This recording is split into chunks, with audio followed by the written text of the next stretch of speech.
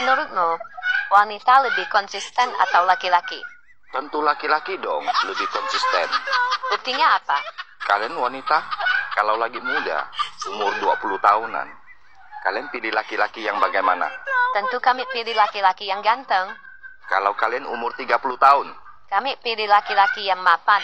kalau kalian umur 40 tahun, Kami pilih laki-laki yang setia. kalau kalian umur 50 tahunan, Kami pilih laki-laki yang apa adanya. Yang penting dia punya pekerjaan. bukan? Kalian wanita tidak konsisten. Kamu waktu muda, umur 20 tahun, pilih wanita yang bagaimana? Yang muda dan cantik.